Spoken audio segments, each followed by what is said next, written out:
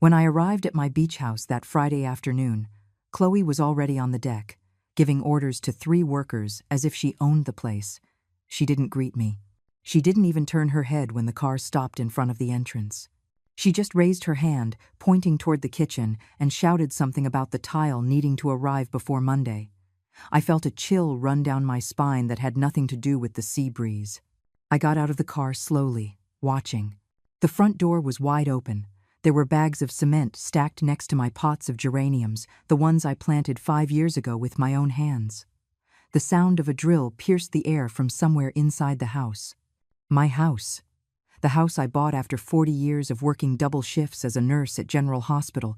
The house I paid for with my sweat after my husband died and left me with nothing but debts and broken promises. Chloe finally saw me. She smiled. That smile that always made me nervous. Too wide. Too perfect. "Olga, I'm so glad you're here," she said, as if she were doing me a favor by acknowledging my presence on my own property. "Matthew is inside supervising the kitchen. You'll see. It's going to be beautiful." I didn't answer. I walked toward the entrance, feeling my 71-year-old legs protest with every step. I had driven 4 hours from the city specifically to rest, to listen to the waves, to be alone with my thoughts and my memories.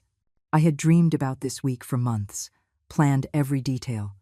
The morning walks on the beach, the books I would read in the hammock, the silence I so desperately needed after an exhausting year. What I found inside took my breath away. The kitchen no longer existed. Or rather, it half existed. The cabinets I installed 3 years ago had been torn from the walls. The tile floor I had chosen so carefully was covered in dust and debris.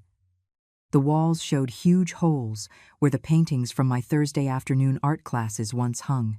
The refrigerator was in the middle of the living room, unplugged, its door ajar. The smell of dampness and fresh cement hit me like a slap. "What is this?"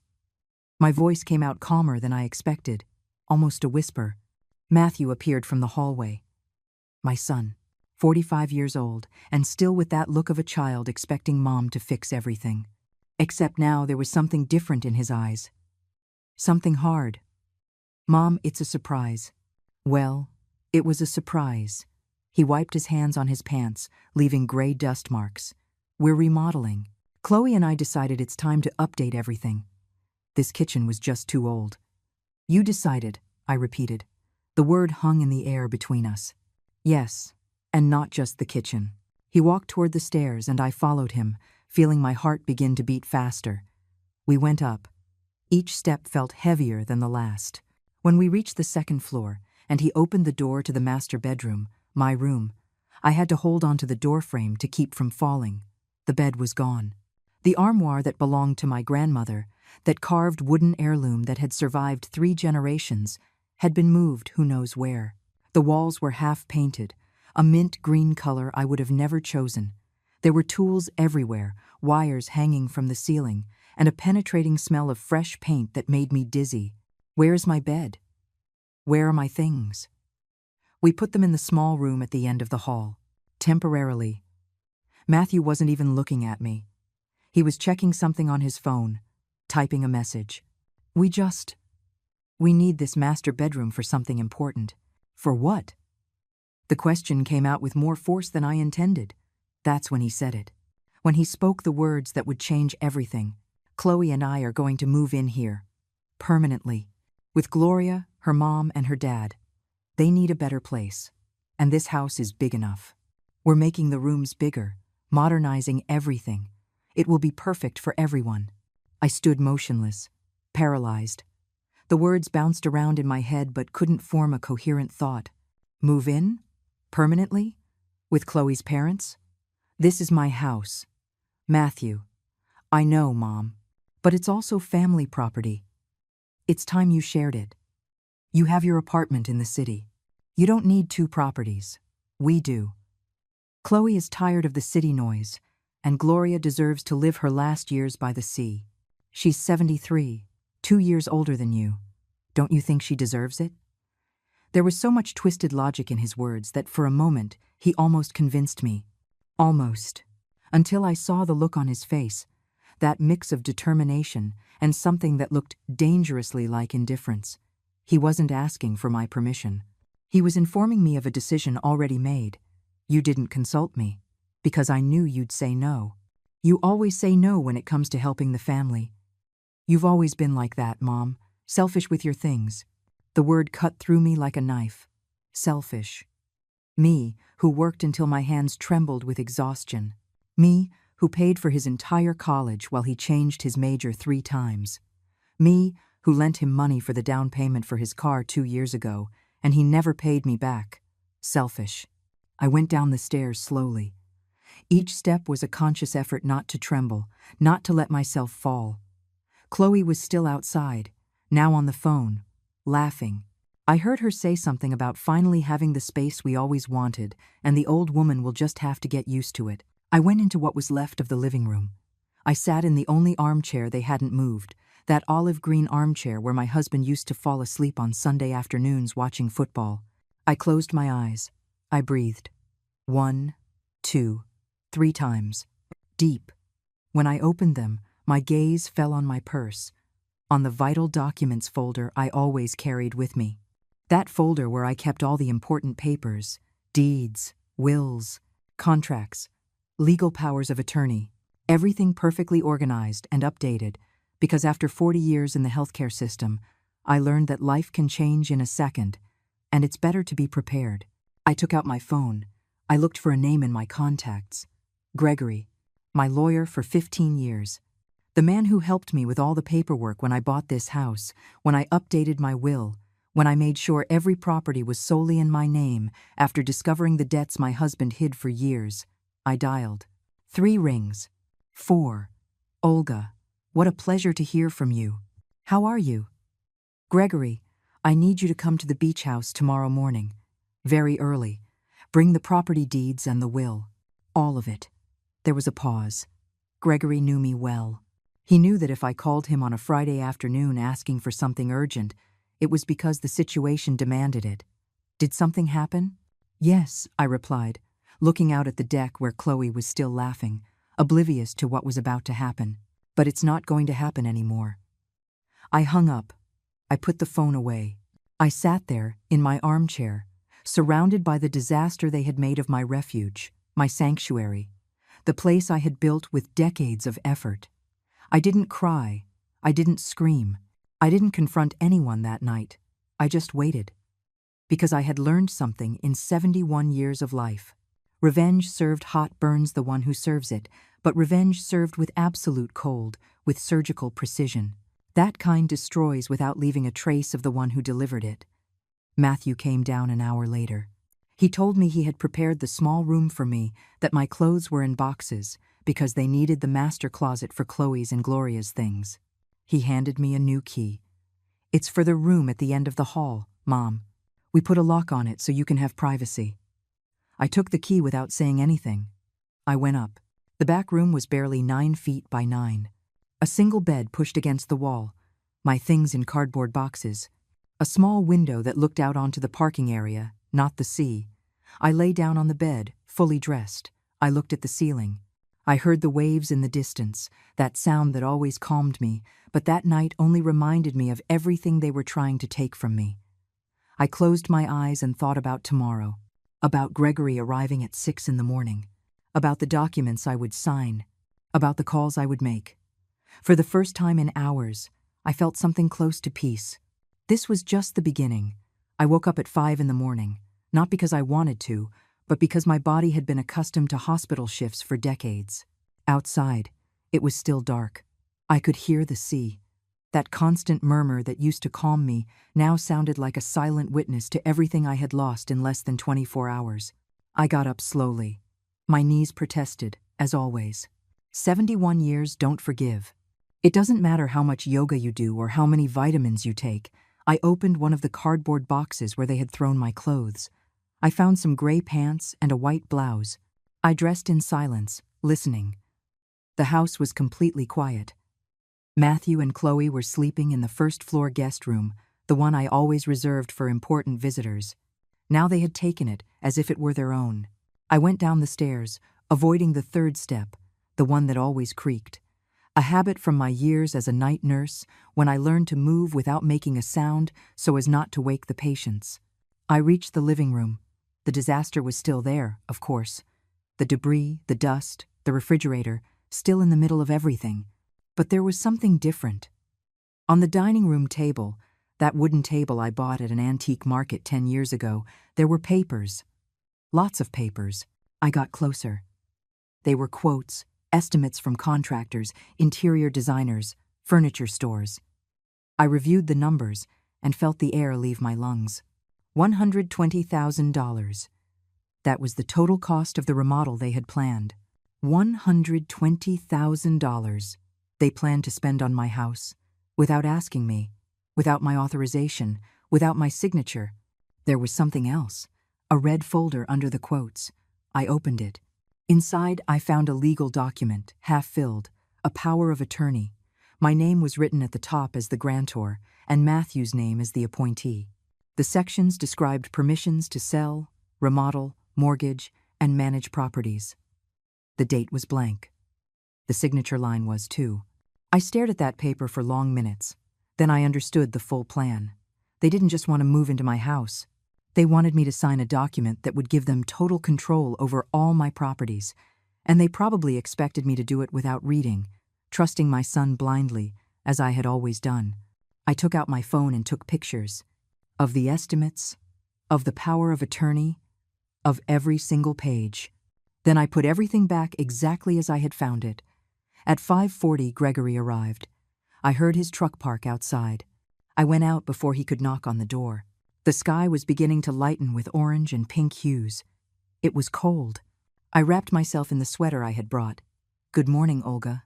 Gregory was 60 years old. Perfectly combed gray hair and that serious expression of someone who has seen too many families destroyed by money. He was carrying a brown leather briefcase. What happened? I told him everything, every detail. As I spoke, he opened his briefcase and took out documents. The same documents I had signed years ago when I decided that no one would ever control my life or my assets again. "Let me see if I understand this correctly," Gregory said when I finished. "Your son and his wife began remodeling work on your property without your written consent. They are planning to move in permanently without your authorization, and you found a power of attorney they expect you to sign." "That's right. Do you know what this means legally?" "You tell me."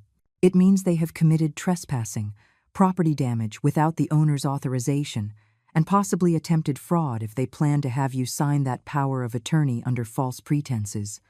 He took more papers out of his briefcase. "I have the deeds right here. Everything is solely in your name. Neither Matthew nor anyone else has any legal right to this house. I can draft an immediate eviction order. They have to be out in 48 hours. Do it, Olga, think about it. He's your son. I've already thought about it. All night. During every minute I spent locked in that tiny room while they planned to steal what took me 40 years to build. My voice didn't tremble. Do it, Gregory. Now." He nodded. He took his laptop out of his briefcase. For the next hour, as the sun finished rising and the house remained silent, Gregory drafted the documents. Eviction order. Complaint for damages to private property. Request for an injunction to stop the work.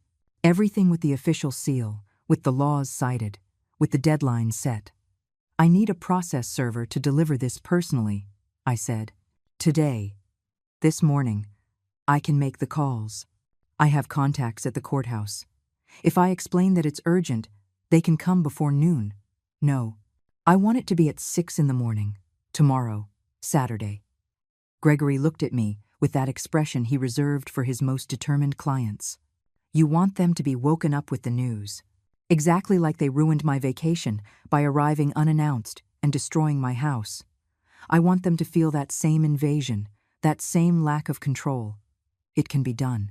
But Olga, when this happens, there's no going back. Family relationships. There's no family relationship left to save," I interrupted him. "That ended when my son called me selfish for not wanting to give away what cost me a lifetime to earn. When his wife spoke about me as if I were a burden. When they planned to make me sign documents to take away control of my properties." Gregory was silent for a moment. Then he closed his laptop. "All right, I'll make the calls. The officers will be here tomorrow at 6 o'clock sharp. I'm also going to notify the construction company to stop all work immediately or face legal charges. And I'm going to request an inspection of the damages to calculate the compensation Matthew will have to pay you. Compensation? For the material damages. The destroyed cabinets, the damaged floor, the walls. Everything has a cost. Illegally, he is responsible for paying for it. Something stirred inside me. It wasn't joy. It wasn't satisfaction. It was simply the certainty that I was doing the right thing. That after a lifetime of putting myself at the end of the line, after years of sacrificing for others, I was finally choosing myself. Do it all. Gregory left at 7:30. I asked him to use the side entrance so Matthew and Chloe wouldn't see him. I didn't want them to suspect anything yet. I went back into the house. I went up to the small room. I sat on the bed and waited. At 8 o'clock, I heard movement downstairs, footsteps, voices. Matthew on the phone with someone, probably the workers, giving them instructions for the day. Chloe laughing at something. The sound of the coffee maker. I went down at 8:30. When I entered the makeshift kitchen they had set up in a corner of the living room, Chloe was pouring coffee into one of my favorite mugs, that white ceramic one with yellow flowers I bought on my last trip to Asheville. "Good morning. Olga, did you sleep well?" she asked without really looking at me. Focused on her phone. Perfectly, I lied. Matthew walked in. He was wearing a wrinkled shirt and that expression of someone who was fast asleep 5 minutes ago. "Mom, I need to talk to you about something important. Tell me. We need you to sign some papers. It's to speed up the work, so the contractors can make changes without having to consult you on every detail. It's just a formality, but legally they need your authorization as the owner." There it was, the moment I had anticipated. I walked over to the table where the papers from last night, still Saturday. I picked up the red folder. I opened it. I took out the blank power of attorney. "Are you talking about this?" Matthew's expression changed. Just for a second, but I saw it. Surprise, discomfort. Then he tried to smile. "Yes, exactly. It's just to make everything easier. Nothing to worry about. Nothing to worry about." I held the paper in front of him. "This isn't an authorization for work. Matthew, this is a full power of attorney that would give you control over all my properties. To sell, mortgage, manage, everything." "Mom, it's not like that. The lawyer said it was necessary to." "What lawyer?" Silence. Chloe stopped looking at her phone. Matthew froze. "There is no lawyer, is there?" My voice remained calm, dangerously calm. "You drafted this yourselves. You downloaded a template from the internet and thought I would sign without reading because I trust you. It's not like that. I'm not signing anything. And I want the work to stop. Today." "Mom, we've already invested money in this. We've already paid deposits." "With what money, Matthew?" "Tell me, with what money did you pay for $120,000 in renovations?" His face turned pale. "How do you know that amount?" "Because unlike you, I do read the papers that are in my own house." Chloe intervened then. Her voice had lost all its sweetness. "Olga, don't be so dramatic. We just want to improve the house. Make it more modern, more livable.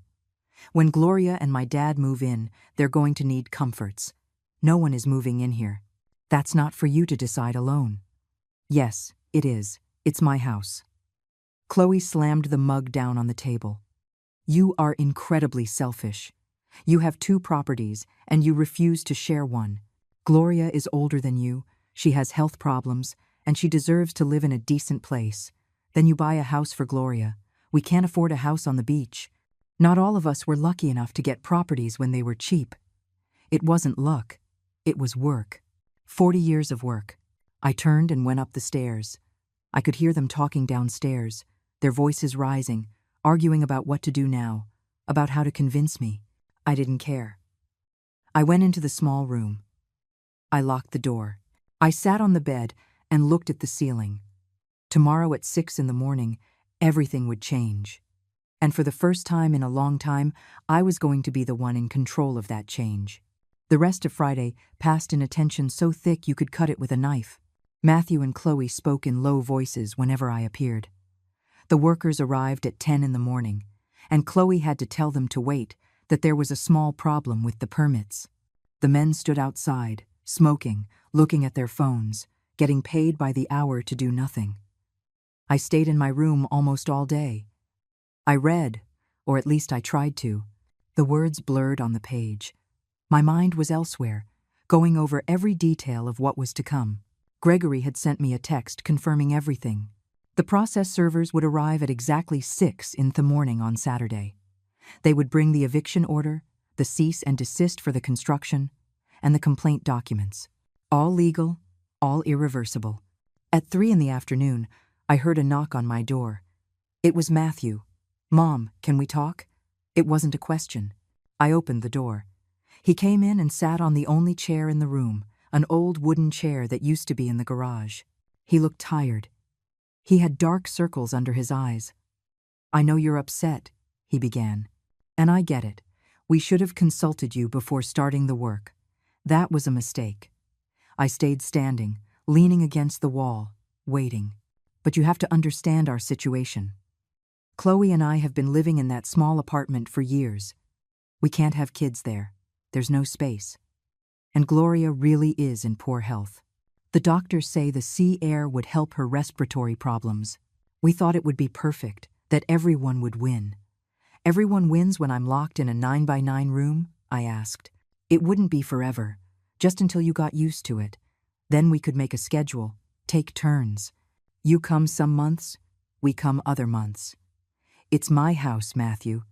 There don't have to be turns, but it'll be mine someday, right? When you're gone, this house is going to be my inheritance. Why not start enjoying it now?" Those words hung in the air. When I'm gone, as if he was just waiting for me to die so he could take what was mine. As if my life was just an obstacle between him and his plans. "Get out of my room," I said quietly. "Mom, just be reasonable. Get out, now." He stood up. There was something in his eyes, something between frustration and contempt. He left without closing the door. I closed it behind him and locked it again. I barely ate dinner that night. I went down at 8, made some tea, and went back up. From my window, I could see Matthew's truck, parked. The lights in the house were still on. I heard their voices, muffled, constant, planning, always planning. I went to bed early, but I couldn't sleep. I checked the clock every hour. 11 at night, 12, 1 in the morning, 2. At 3, I finally fell into a restless sleep filled with confusing images. My husband, the house when I first bought it. Empty and full of possibilities. Matthew as a child, before he became this. I woke up at 5:30. Half an hour before the officers were due to arrive. I dressed with care. Black pants, gray blouse, the sweater my sister gave me 2 Christmases ago. I brushed my hair. I looked at myself in the mirror. The woman looking back at me was 71 years old. Wrinkles around her eyes, age spots on her hands. But she also had something else. Determination, strength, dignity. I went downstairs. The house was dark and silent. I made myself a coffee in the provisional coffee maker they had set up. I sat in the olive green armchair and waited. At 6 o'clock sharp, I heard the vehicles. 2 SUVs parked in front of the house. I saw the lights through the window. 4 people got out, 2 uniformed process servers and 2 witnesses, as required by law. They were carrying clipboards, cameras, electronic tablets. I opened the door before they knocked. "Good morning. I was expecting you." The senior officer, a man in his 50s with a gray mustache, nodded. "You are Mrs. Olga, the owner of this residence?" "Yes. We have legal documents that must be served to a Mr. Matthew and a Miss Chloe." "Are they on the property?" "They're sleeping upstairs." "I need you to wake them, please. The notification must be done in person." I went up the stairs. My heart was beating fast, but my steps were firm. I reached the guest room where they were sleeping. I knocked on the door. Once, twice, 3 times. "What is it?" Matthew's voice was groggy, half asleep. "I need you to come downstairs. There are people here who need to talk to you." "What? What time is it?" 6 in the morning. "Get down here. Now." I heard movement inside. Murmurs. Chloe asking what was happening. I waited upstairs until they came out, both in pajamas, hair disheveled, with expressions of confusion and annoyance. We went downstairs together. When Matthew saw the officers in the living room, he stopped cold.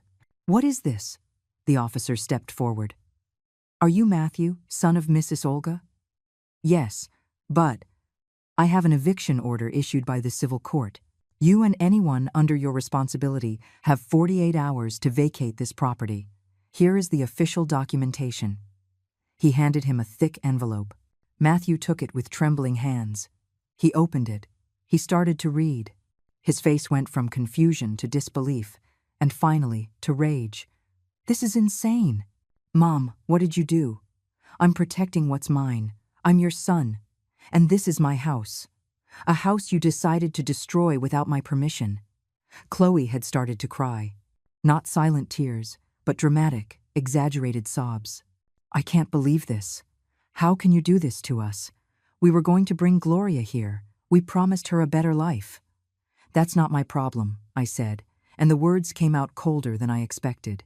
The officer continued. "I also have a cease and desist order for the construction. Any remodeling, building, or modification must stop immediately. Mrs. Olga has filed a complaint for damages to private property.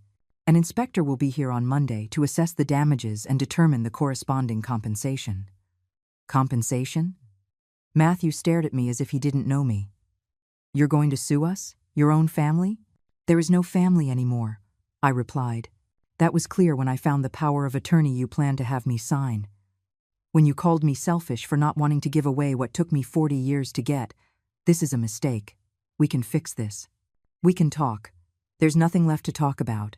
You have until Monday at 6 in the morning to be out." The officers finished serving all the documents. They took photographs of the house, of the damages, of the incomplete work. They had Matthew and Chloe sign the acknowledgments of service. Everything was documented, legal, irreversible.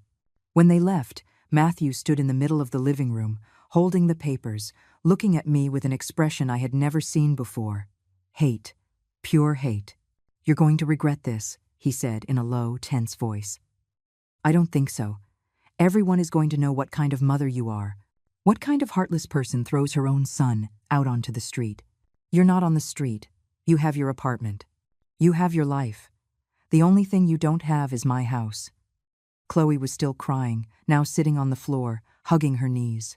"We promised Gloria. What are we going to tell her? We already sold some of our furniture to pay the deposits for the work."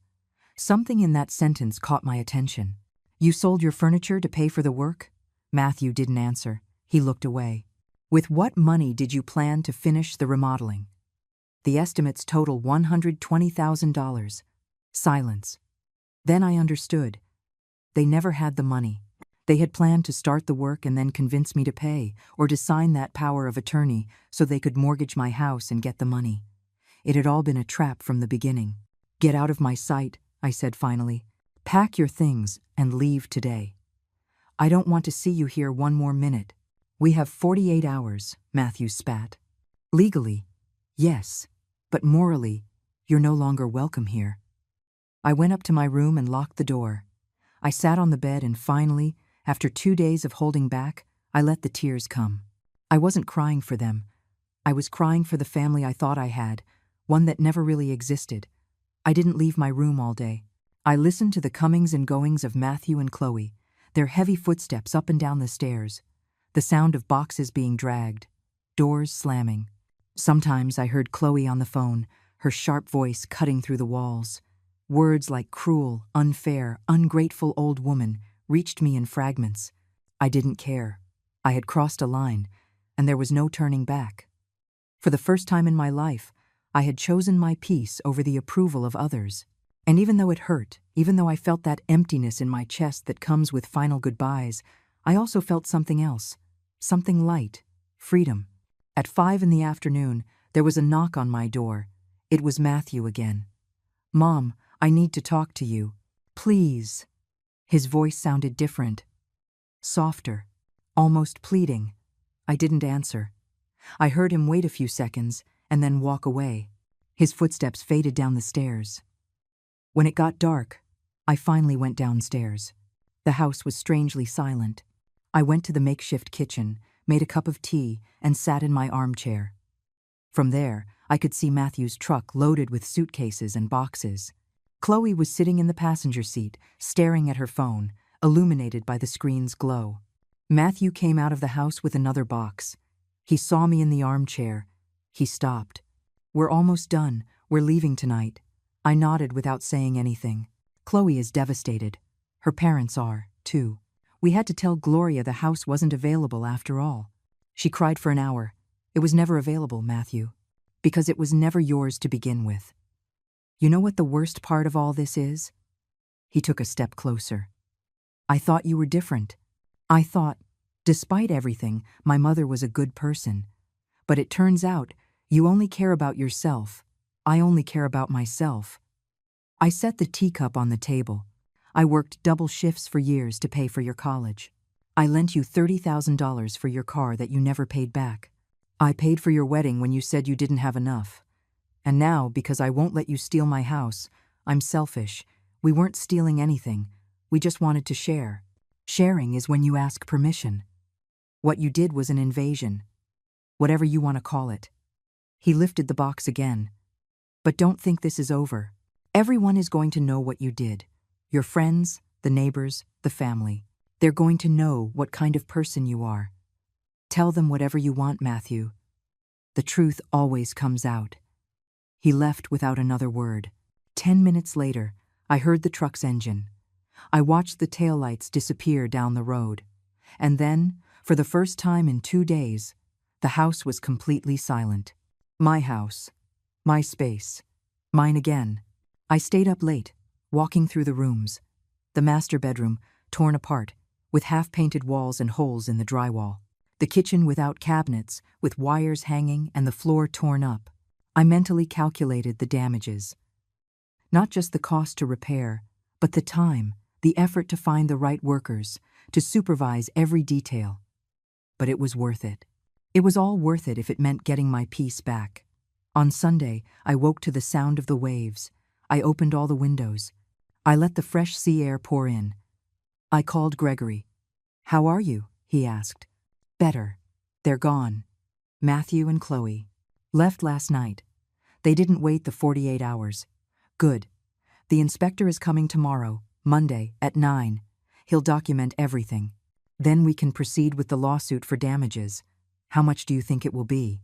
Hard to say without the assessment, but based on what you told me, between $15,000 and $20,000 easily. Those custom cabinets you had were expensive. The tile floor, too. Not to mention the structural damage to the walls. $20,000. An amount Matthew didn't have. A debt that would follow him for years. Part of me felt a pang of guilt for a second. But then I remembered the power of attorney, the plans to mortgage my house without my knowledge, the way they spoke of me, as if I were a burden. The guilt vanished. "Proceed with everything, Gregory. I want them to pay for every last cent." "I will. I also want to recommend something. Update your will. Now, make everything crystal clear and specific. It's all already in the name of the Retired Nurses Foundation." "I know, but let's add stronger clauses, specifying that no family member can contest the will, that any attempt to do so will result in automatic disqualification. There are legal ways to armor plate your wishes. Do it, whatever it takes." I hung up and went out to the deck. The sea was calm, glittering under the morning Sunday. For the first time in days, I allowed myself to just be there, breathing, existing without tension. My phone rang. An unknown number. I hesitated but answered. "Olga?" It was a woman's voice, older, with an accent similar to mine, but rougher. "Who's speaking?" "It's Gloria, Chloe's mom." My body tensed immediately. "How did you get my number?" "That doesn't matter. I need to talk to you, woman to woman, mother to mother. We have nothing to talk about. Please, just hear me out for 1 minute." Her voice sounded tired, weak. "I know what happened. I know Matthew and Chloe made mistakes. But I had nothing to do with that. I'm just a sick woman who dreamed of living her last years by the sea. I'm sorry for your situation, but that's not my responsibility. I'm 73 years old. Heart problems. Asthma. The doctors say the city air is killing me. When Chloe told me they had gotten a house on the beach, I thought it was a miracle. I sold my few things. I told my friends I was moving. And now? And now you have to face the fact that your daughter lied to you, that she promised you something that was never hers to give. You are very cruel. No, Gloria, I'm realistic. And I'm tired of people asking me to sacrifice myself for problems they created. Someday you're going to be old, sick, in need, and then you'll understand. I am already old, Gloria. I'm already at the age where illnesses arrive unannounced. But the difference is, I worked my whole life so I could take care of myself, so I wouldn't have to depend on anyone or ask anyone to give me what isn't theirs. I hung up before she could reply. My hands were shaking, not from fear but from rage. How dare Gloria call me, try to make me feel guilty for not giving away my life savings. The phone rang again, the same number. I didn't answer. It rang 5 more times over the next hour. Then the calls stopped, but the texts began. Gloria, Chloe, even numbers I didn't recognize. All with the same tone. Accusations of cruelty, of coldness, of selfishness. Long, dramatic messages about broken families, shattered dreams, sick old women without a home. I blocked every number, each one, without reading the full messages, without responding. That night, as I ate dinner alone on the deck watching the sunset, my phone vibrated with a notification. Facebook. I had been tagged in a post. It was from Chloe. I opened it. It was a photo of Gloria, sitting in what looked like a hospital bed, wearing an oxygen mask. The text read, "My mother is hospitalized with an asthma attack. All from the stress of losing the home we promised her, thanks to the cruelty of certain people who only think of themselves. Money and property won't keep you company when you're all alone." It already had 50 comments, mostly from people I didn't know, Chloe's friends, expressing outrage, offering support, cursing the heartless woman. I stared at the post for long minutes. Part of me wanted to respond, to defend my side, to explain everything. But then I remembered something a colleague from the hospital once told me. The people who need to create public drama are the ones who have no valid private arguments. I closed the app without commenting, without liking, without sharing, without responding. Absolute silence, because I knew something Chloe didn't understand yet. The truth doesn't need to scream to be heard. It just needs time and patience. And I had both. On Monday at 9 o'clock sharp, the inspector arrived. He was a man in his 40s, thin, with thick glasses and a tablet in his hand. He introduced himself as Adrian, a state-certified civil engineer. He had a professional camera hanging from his neck and a tape measure on his belt. "Good morning, Mrs. Olga. I'm here for the damage assessment." I let him in. I watched as he went through each room with almost obsessive meticulousness. He took photos from multiple angles. He measured every hole in the walls. He checked the exposed electrical wires. He took non-stop notes on his tablet. He spent the most time in the kitchen. He ran his fingers along the edges where the cabinets had been ripped out. He inspected the water and gas connections left exposed. He took out a moisture meter and ran it along the walls. "There's structural damage here," he said, pointing to a corner. "When they removed the cabinets, they damaged the waterproofing. There's already moisture seeping in. This will require specialized work. How serious is it? If it's not treated soon, in 6 months you'll have mold all over this wall. And repairing mold is 3 times more expensive than preventing the seepage." He continued to the master bedroom. The damage there was even more obvious. The walls were not only half painted, but they had removed parts of the drywall to modernize according to Matthew's plans. Now there were areas where you could see the bare, vulnerable, porous brick. "Do you have the original invoices for the materials you installed?" Adrian asked. "Yes, I have everything filed." "Perfect. That will help me calculate the exact replacement cost." We spent 3 full hours on the inspection. When he finished, Adrian sat with me at the dining room table and opened a document on his tablet. "I'm going to be honest with you, Mrs. Olga. The damage is considerable. It's not just a matter of reinstalling what they took out. There is structural damage that needs to be repaired first. Moisture seepage, dangerously manipulated electrical connections, gas pipes installed that violate building codes. Give me a number. $32,000. That's my conservative estimate to repair everything to its original state. I felt like I'd been punched in the stomach. $32,000. More than double what Gregory had estimated. Are you sure? Completely. And that's not counting the cost of additional inspections the county will require now that structural damage has been documented. It could easily go up to $35,000. I leaned back in my chair. $35,000. Matthew could never pay that. He worked in sales. He made decent money but lived on the edge, always spending more than he had. This would ruin him financially for years. I'm going to send the full report to your lawyer today, Adrian continued, with all the photographs, measurements, and the cost breakdown. If you're going to proceed legally, this is solid evidence. After he left, I called Gregory. $35,000, I said when he answered. There was silence on the other end. That's much more than we thought. I know. Olga, I need to ask you something important. Do you really want to go all the way with this? $35,000 is an amount that could financially destroy Matthew. We're talking about wage garnishments affecting his credit history for years. Are you asking me to forgive him? I'm asking if you're prepared for the consequences, not just for him, but for you. This is going to get public. There will be a trial. It will be in public records. People are going to have opinions. Let them. All right. Then we'll proceed. I'll file the suit this week. Matthew will be served in about 10 days. I hung up and went for a walk on the beach. The sun was high, burning. I walked for an hour, letting the water lap at my feet, feeling the hot sand under my soles. I tried to order my thoughts, my emotions, but everything was a whirlwind. Was I being cruel? Probably. Was I being fair? Absolutely. When I got back to the house, there was a car parked outside. A brown sedan I recognized immediately. It was Lydia, my best friend of 30 years, my colleague from the hospital.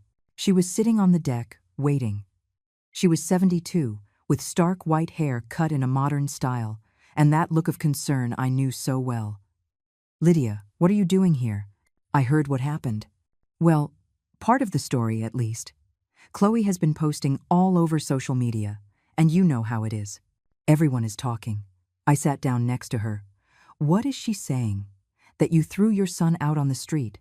That your daughter-in-law's mother is hospitalized from the stress? That you preferred your house to be empty rather than have your family close? She paused. But I know you. And I know that if you got to this point, it's because you had your reasons. I told her everything, every detail. The work without permission, the power of attorney, the plans to mortgage my house, the way they spoke to me. Everything. Lydia listened without interrupting, nodding occasionally. When I finished, she sighed deeply. You did the right thing. You think so? Olga, I've spent 30 years watching you sacrifice for that boy. You paid for his education, his debts, his wedding. And now they wanted your house. Where does it end? When is it enough? But he's my son, and you're his mother, not his personal bank, not his property. You have a right to have boundaries. People hate me on social media. People on social media hate everything. Tomorrow, they'll be outraged about something else. But you have to live with your decisions, not them. Lydia stayed all afternoon. We made coffee, ate cookies she had brought, and talked about everything and nothing. Her grandkids, my plans to fix the house, the new series we were both watching. When she left at dusk, she hugged me tight. You're not alone in this. Remember that. That night, I checked Facebook again. Chloe's post now had 200 comments. It had grown, gone viral in our local circles. People sharing stories of families destroyed by greed, comparing my case to others, opining without knowing the facts. There were even screenshots circulating. Someone had found my profile and shared my photo, my full name. The comments on those posts were worse. Bitter old woman, I hope she dies alone. That's the face of evil. For the first time, I felt real fear. Not of Matthew or Chloe, but of this anonymous mob of people who hated me without knowing me, who had decided I was the monster in this story, based solely on Chloe's manipulated version. I thought about responding, about posting my own version, showing the photos of the damage, explaining the power of attorney, defending my name. But then I remembered something else Lydia once told me. Never stoop to fight with people who bought tickets to see you fall. I closed the app. I deactivated my Facebook account completely. If people wanted to believe lies, that was their problem. I knew the truth, and the people who really mattered knew it too. On Tuesday, Gregory sent me a text.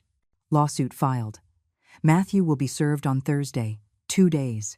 In 2 days, my son would receive legal documents suing him for $35,000.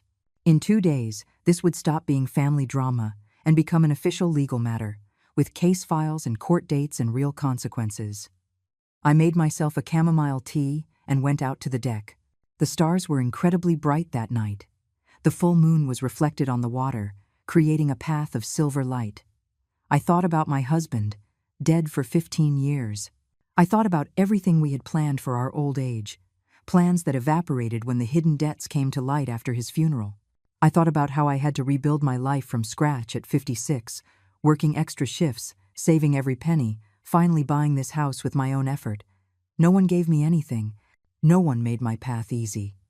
And now that I finally had something of my own, something I earned with my sweat, I was supposed to just hand it over without a fight. No, never again. On Thursday afternoon, Matthew called. I didn't answer. He called 4 more times. Then the texts came. I got the lawsuit. I can't believe you went this far. $35,000. Mom, do you know what that means? I'm going to lose everything. There's still time to fix this. Drop the lawsuit and let's talk. I didn't answer any of them. I blocked his number, too. That night, I slept soundly for the first time in weeks. No nightmares, no waking up every hour, no tightness in my chest. Because I had finally understood something fundamental. Choosing myself didn't make me a bad person. It made me free. The following week was strangely quiet. No calls, no texts, no drama. It was as if, after the lawsuit, everyone understood there was no turning back. Or maybe they were just regrouping, planning their next move. I hired a construction company to start the repairs. The foreman, a man named Vince, around 60, with huge hands and a gravelly voice, inspected the damage and whistled low. Whoever did this had no idea what they were doing. Look here. They cut a load-bearing wire without even shutting off the breaker. They could have started a fire. How long will it take to fix everything? 6 weeks, minimum, maybe 8. We have to wait for the county to approve the structural repair permits before we can start on the cosmetic stuff. Go ahead, do what you have to do. The workers arrived the following Monday. The sound of drills and hammers filled the house again. But this time it was different. This time, I was in control. This time, every decision went through me. Vince consulted me on everything. The paint color, the style of the cabinets, the type of tile for the floor. I showed him photographs of how it was before, and he promised to leave it better than the original. It's going to be beautiful, Mrs. Olga. You'll see. 2 weeks after filing the suit, Gregory called. Matthew wants to negotiate. Negotiate what? He's offering to pay $10,000 if you drop the lawsuit. He says it's all he can get. The debt is $35,000. I know. But he argues he doesn't have any more. That he had to borrow from a bank to scrape together that $10,000. That if you insist on the full amount, he'll have to declare bankruptcy. That's not my problem. Legally, no. But Olga, I need you to understand something. If he goes bankrupt, you won't see a cent. On the other hand, if you accept the $10,000 now, at least you recover something. It's not about the money, Gregory. It was never about the money. I know, but I had to present the offer. It's my obligation as your lawyer. Tell him no. Either he pays the $35,000 or we'll see him in court. There was a long pause. All right, I'll communicate your decision. After hanging up, I kept thinking. $10,000. It was more than I expected Matthew to be able to pull together honestly. He had probably borrowed from everyone he knew, hawked things, made desperate financial maneuvers. But accepting that amount would be like saying what he did was okay, that with a little money, he could buy forgiveness. He could erase the invasion, the disrespect, the plans to steal control of my life. No, this was about more than money. It was about dignity. 3 days later, Lydia came to visit again. This time, she brought Clara, another friend from the hospital, a petite woman of 68 with the energy of someone of 40. "I came to see how the repairs are going," Clara said, inspecting the kitchen. "It looks good, professional. Vince and his team are excellent." We sat on the deck with coffee. Clara looked at the sea for a long moment before speaking. "You know, your story made it all the way to the hospital." "What? The young nurses are talking about you?" At first, many of them believed the social media version, but then some of the ones who worked with you started talking about what you were really like. Your work ethic, your dedication, the years you sacrificed. And what are they saying now? That you did the right thing, that they wish they had your courage to set boundaries with their own families. Clara took a sip of coffee. One of them, Maribel, do you remember her? She said her son took all her savings for a business that never worked out. Now she has to work extra shifts at 70 because she can't retire. I didn't know that. Nobody knows. Because she's ashamed. But you have nothing to be ashamed of, Olga. What you did was defend yourself, Lydia added. And the narrative on social media has started to change, too. Someone shared screenshots of conversations where Chloe admitted they were planning the work without your permission. I don't know who it was, but it's going viral. What? Yes? Apparently, someone close to them got fed up with the lies and leaked real messages. Now people are starting to question Chloe's version. That night, I searched online, even though I had sworn not to check social media again.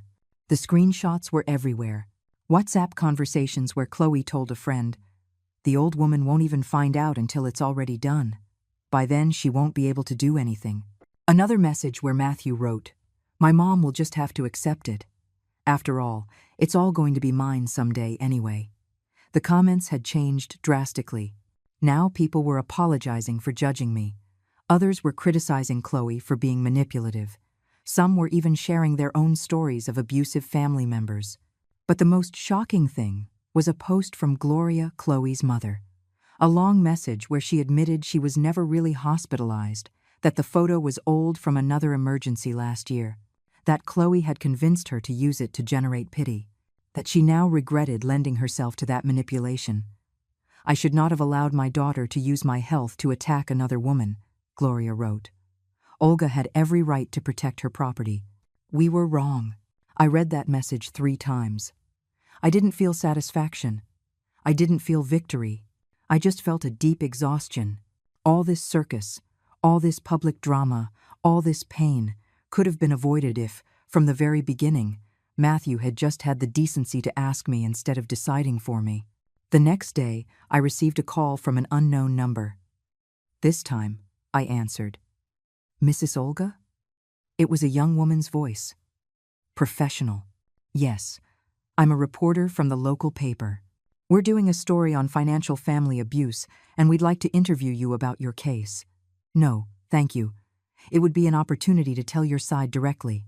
Many seniors are going through similar situations, and your story could help them. My story is not for public consumption, and the people who needed to know my side already do. Are you sure? The article is going to be published anyway. It would be better if—" I hung up. I didn't need public validation. I didn't need to be a trend or an example or an inspiration. I just needed my peace. That night, Gregory called me again. Matthew raised his offer to $15,000. He says it's the absolute most he can get without completely ruining himself. What do you recommend as my lawyer? As your lawyer, I'm telling you that accepting guarantees you'll receive something. Going to trial is a long, expensive process, and there's no guarantee you can collect the full judgment even if you win. And as my friend? Gregory sighed. As my friend, I'm telling you that this young man needs to learn that actions have consequences. That he can't destroy someone's property, not even his mother's, and get away with it by paying a fraction of the damage. Then we're going to trial. All right. The date is set for 5 weeks from now. I'm going to need you there, testifying. It's going to be hard, I know, but I've already crossed the point of no return. There's no easy way back. There never was, Olga. From the moment you decided to defend yourself, there was only one way. Forward. I hung up and looked out the window. The repair work was moving along well. The kitchen was starting to take shape again. The master bedroom had smooth walls, ready for paint. Soon, the house would be whole again. Better than before, actually. And I would be whole, too. Different, scarred, but whole. Because I had learned something fundamental in these months. Sometimes, loving means letting go. And sometimes, protecting yourself means being willing to be called cruel. The price of dignity has always been high, but the cost of losing it is infinitely higher. The 5 weeks leading up to the trial passed in a strange mix of routine and anxiety. The repairs progressed perfectly. Vince and his team worked with meticulous precision. The kitchen ended up even better than before, with solid, honey-toned wood cabinets and cream-colored granite countertops. The master bedroom recovered its essence, with walls painted in a soft peach color that caught the morning light. But while the house was healing, I was preparing for the final battle. Gregory came by every week to go over my testimony. He asked me the questions Matthew's lawyer would likely ask. The difficult ones, the personal ones, the ones designed to make me look like the villain. Is it true your son visited you regularly before this? Yes. And that you promised the house would be his inheritance one day? I said that eventually everything would be his when I died. Not that he could take it while I was still alive. But he's your only son. Don't you think it's cruel to sue him for improving a property that will be his anyway? He wasn't improving. He was destroying, and he was doing it without permission, planning to take away control of my own assets. Gregory would nod after each answer. Good. Keep that tone. Calm, but firm. Don't let them provoke you emotionally. The night before the trial, I couldn't sleep. I stayed on the deck until 3 in the morning, listening to the waves, watching the stars, thinking about everything that had led to this moment. The years of sacrifice, the broken promises, the final invasion that shattered any illusion of a functional family. At 6 in the morning, I got up and dressed with care. Black pants, an ivory-colored blouse, a gray blazer that made me look professional and serious. I pulled my hair back into a low bun. No jewelry except my wedding ring, the one I had never taken off despite everything. Gregory picked me up at 8. The courthouse was 2 hours away. We spoke little during the drive. He reviewed documents on his tablet. I stared out the window, watching the landscape pass by, preparing myself mentally. We arrived at 10. The courthouse was an old concrete building, with hallways that smelled of dampness and old paper. The courtroom was on the 2nd floor. When we walked in, Matthew was already there. It was the first time I had seen him in almost 2 months. He looked different. Thinner, with deep dark circles, his hair grayer than I remembered. He was sitting with his lawyer, a young man in an ill-fitting suit who was shuffling papers with a nervous expression. Our eyes met for a second. In his, I saw something that surprised me. It wasn't hate. It was sadness. A deep sadness, as if he finally understood that this was real, that he had lost something he could never get back. I looked away first. I sat with Gregory on the opposite side of the room. Chloe wasn't there. Gregory had warned me she probably wouldn't come, that she wasn't legally required to since the lawsuit was only against Matthew. But her absence spoke volumes. She had left my son to face the consequences of their joint decisions alone. The judge entered at 10:30.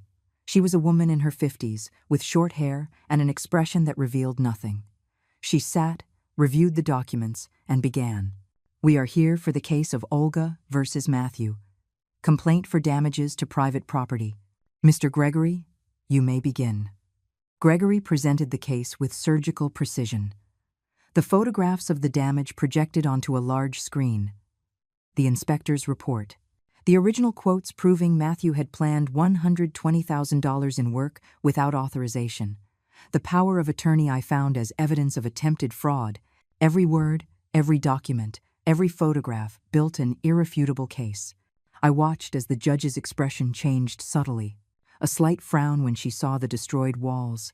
An almost imperceptible shake of her head when Gregory showed the blank power of attorney. Then it was Matthew's lawyer's turn. A kid who couldn't have been older than 30, clearly out of his league, trying to argue that his client's intentions were good, that he just wanted to improve the family property, that the misunderstanding got out of hand. My client acted with the well-being of the entire family in mind, including his mother, he said, in a voice that tried to sound convincing. The planned improvements would have significantly increased the property's value. The judge cut him off. Did your client have written authorization from the owner to perform these improvements? No, Your Honor. But did he consult with the owner before starting the work? The family circumstances are complex. Answer the question, yes or no. No, Your Honor. Continue. The young lawyer tried to change focus, to talk about broken family relationships, generational misunderstandings, about how a mother was destroying her son out of pride. But every argument sounded more desperate than the last. Then it was my turn to testify. I approached the stand. I placed my hand on the Bible and swore to tell the truth. Saturday. I took a deep breath. I looked at the judge, avoiding Matthew's eyes. Gregory asked me the questions we had practiced. I told the whole story. How I bought the house, how much it cost me, what it meant to me, how I arrived to find the unauthorized work. The conversation with Matthew, where he informed me they were moving in permanently. The power of attorney they planned for me to sign. My voice didn't shake. I didn't cry. I presented the facts with the same professional clarity I used at the hospital when reporting on a critical patient's status. Then it was Matthew's lawyer's turn to cross-examine me. Mrs. Olga, is it true your son visited you frequently before this incident? Yes, every 2 or 3 months. And that you had a good relationship? I thought we did. Now I see I was mistaken. Don't you think you're being too hard on your only son? That $35,000 is an amount that could ruin him? I think $35,000 is what it costs to repair the damage he caused. I didn't choose that amount. His actions did. But he's your son, and this is my house. A house I bought with 40 years of work. He is my son, but that doesn't give him the right to take what isn't his. Did you ever consider just forgiving him? Letting it go without consequences? I considered many things. But then I remembered that spending years teaching him that actions don't have consequences is exactly what got us here. I saw Matthew lower his head. His shoulders shook slightly. He was crying silently. Part of me, that maternal part that never fully dies, wanted to get up and hug him, to tell him it would be okay, that I forgave him, that I would drop the lawsuit. But I didn't. Because loving him also meant letting him face the consequences of his decisions. It meant not rescuing him one more time. It meant allowing him to grow up, even if the growing hurt. The cross-examination continued for 20 more minutes. But I answered every question with the same calm. The lawyer finally gave up, and I was allowed to step down. Gregory presented his closing arguments. Matthew's lawyer did the same, with less conviction than when he started. The judge took 15 minutes to review everything. The silence in the room was absolute. You could only hear the hum of the air conditioning and the occasional rustle of paper. Finally, she spoke. I have reviewed all the evidence presented. The damages to the property are extensively documented. There was no written authorization for the work performed. The attempt to obtain a power of attorney under questionable circumstances is particularly troubling. She paused. She looked directly at Matthew. Mr. Matthew, regardless of your intentions, you caused significant damage to a property that does not belong to you. The fact that it is your mother's property does not absolve you of legal responsibility. Another pause. I find in favor of the plaintiff. The defendant is ordered to pay the amount of $35,000 in compensation for damages. You have 6 months to make the payment in full, or a lien will be placed on your assets. The gavel struck the desk. The sound echoed in the room like a thunderclap. I had won. But looking at my son, his head in his hands, crying silently while his lawyer spoke to him in a low voice, I felt nothing like victory. I only felt the weight of a relationship that had died that day in that cold courtroom, and the certainty that there was no going back. I left the courthouse in silence. Gregory walked beside me, satisfied with the result, talking about the next legal steps to ensure collection of the judgment. I barely heard him. My eyes were still seeing the image of Matthew with his head in his hands. Destroyed. Olga, are you okay? Gregory asked when we reached the parking lot. Yes, just tired. You won. This is what we wanted. I know, but it didn't feel like winning. It felt like closing a book I never wanted to finish. The drive back was quiet. Gregory tried to make conversation a couple of times, but eventually understood I needed to be alone with my thoughts. We arrived at the house at 4 in the afternoon. The work was completely finished. Vince and his team had left everything spotless before they left. I walked in slowly. The kitchen gleamed with its new cabinets and shining floor. The master bedroom was perfect, with the soft peach-colored walls and my grandmother's armoire restored to its place. Everything was better than before. Perfect, empty. I sat in the olive-green armchair, and for the first time in months, I let the tears come freely. I cried for the family I lost, for the son I thought I had, who turned out to be a stranger, for the years wasted believing that sacrifice earned gratitude. The phone rang. It was Lydia. How did it go? I won. $35,000. 6 months to pay. Olga, that's good. It's justice. Then why doesn't it feel like it? Because you're a mother. And even though he betrayed you, even though he hurt you, you still love him. That doesn't go away with a court judgment. I should hate him, but you don't. And that makes you human, not weak. We talked for an hour. Lydia told me stories from the hospital, meaningless gossip, everyday things that anchored me back to reality. When we hung up, I felt a little better. Not good, but better. That night, I made dinner for the first time in weeks. Simple pasta with tomato sauce, a salad, toasted bread. I ate on the deck, watching the sunset. The sky was painted in oranges and pinks as the sun sank into the horizon. Over the next few days, I tried to establish a new routine.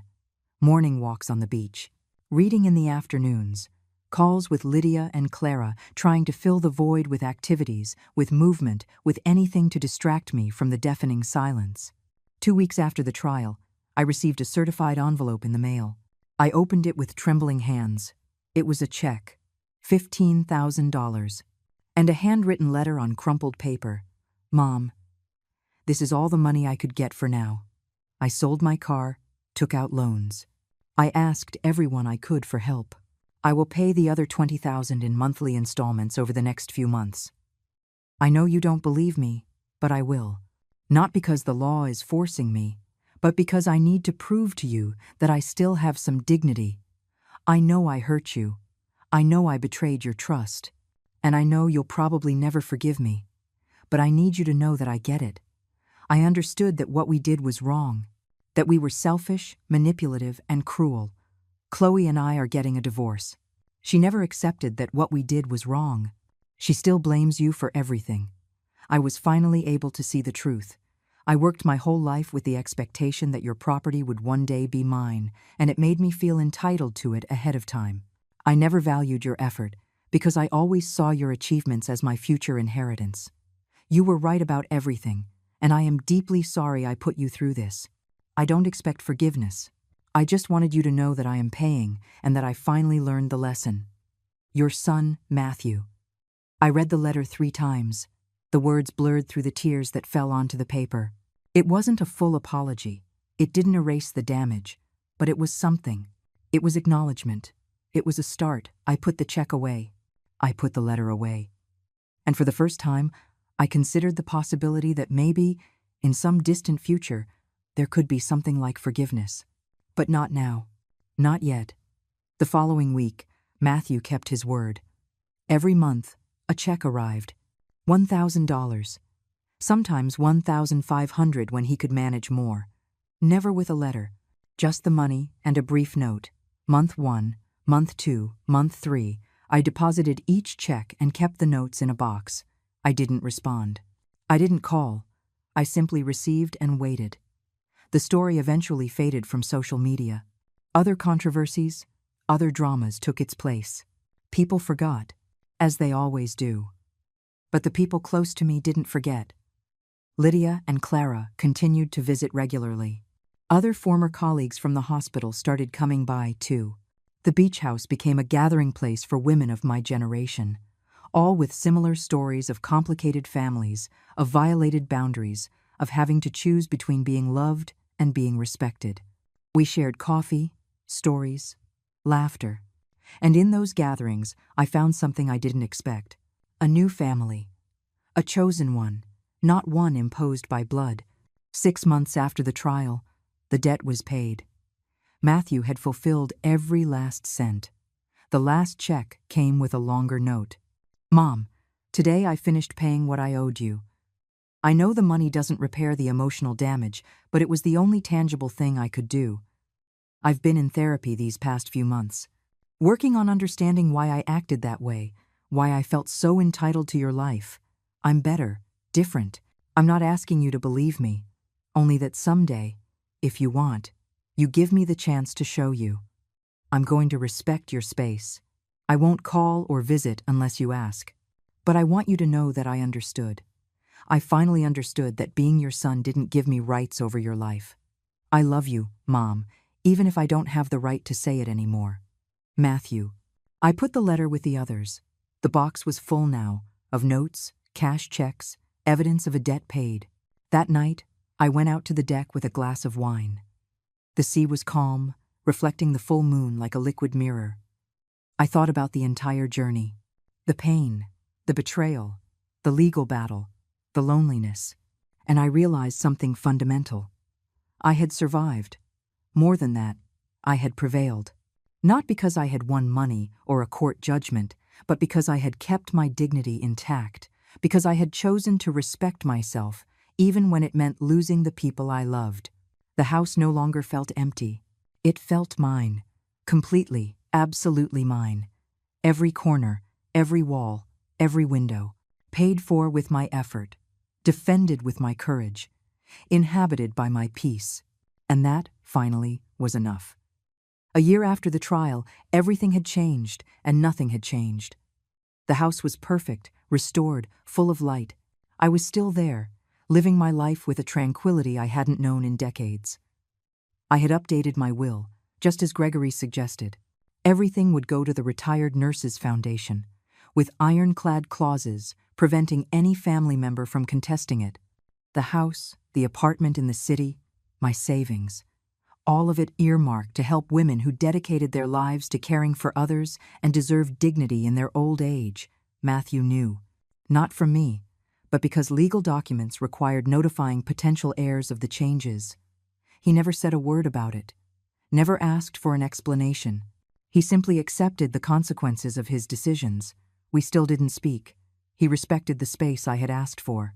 I respected his process of change from a distance. It wasn't forgiveness yet, but it also wasn't the hate I once feared I would feel. It was simply acceptance. Acceptance that some relationships don't survive certain betrayals, and that's okay.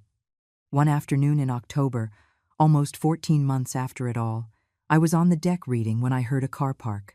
I looked up, expecting to see Lydia or Clara. Instead, I saw the figure of Matthew getting out of a small car I didn't recognize. He looked different, thinner, his hair completely gray now, but with something in his posture I hadn't seen before. Humility. He approached slowly, like someone approaching a wounded animal, careful not to startle. "Mom," he said, when he reached the foot of the deck, "I know I don't have the right to be here.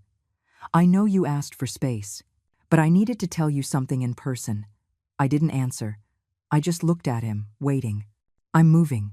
I got a job in another city. It's a fresh start, a chance to build something without the expectations of the past. I wanted you to know before I left. When are you going? Next week." I nodded. "I hope it goes well for you." "Me too." He hesitated for a moment. "And I wanted to give you this." He pulled an envelope from his jacket. "It's not money, it's a letter. Read it when you want, or never, if you prefer. But I needed to write it." He placed the envelope on the deck table and turned to leave. Then he stopped. "One last thing. Thank you. For what? For not letting me get away with it. For teaching me the hardest but most necessary lesson of my life. For loving me enough to let me face the consequences." His voice broke, just slightly. "I was a terrible son, but you never stopped being a good mother, even when you had to hurt me to save me." He left before I could answer. I watched his car drive away until it completely disappeared. The envelope sat on the table for 2 days. Every time I walked by, I looked at it, but I didn't open it. Finally, one night after dinner, I did. The letter was 3 pages, handwritten. Matthew detailed his therapy process, The things he had discovered about himself, about how the expectation of an inheritance had turned him into someone who saw his own mother as a temporary obstacle rather than a person. He talked about his divorce from Chloe, about how she never accepted responsibility, and how that finally showed him that he had chosen a partner who reflected his worst qualities. But the last page was what made me cry. Mom, I spent my whole life expecting an inheritance, expecting you to give me things, expecting you to solve my problems. I never once asked what I was giving you. I never valued your company, your wisdom, your unconditional love. I only saw the material things. And when I finally lost everything, when I was left without the car, the marriage, the expectations, I found something I had never looked for: myself. I discovered that I can build my own life, that I don't need to wait for someone to die to start living. And that lesson, as painful as it was the greatest gift you could have ever given me. I don't know if you'll ever be able to forgive me. I don't know if we'll ever have a relationship again. But I need you to know that I respect you more now than ever. Because you had the courage to set boundaries when I had no courage to respect any. I love you, Mom. And this time, I mean it with no expectations attached. I folded the letter carefully and put it in the box with the others. I went out to the deck and stared at the sea for hours.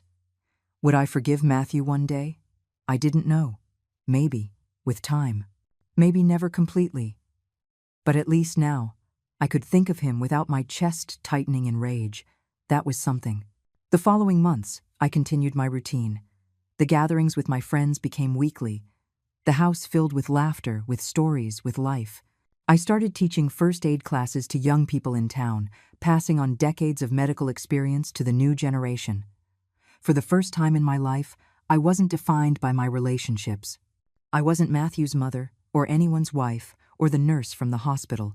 I was just Olga, a 72-year-old woman who had fought for her dignity and won. One afternoon, almost 2 years after everything, I received a text message from a new number. Mom, it's me. I know you asked for space and I've respected it. I just wanted you to know that I'm doing well. I have a stable job, a small apartment, a simple life.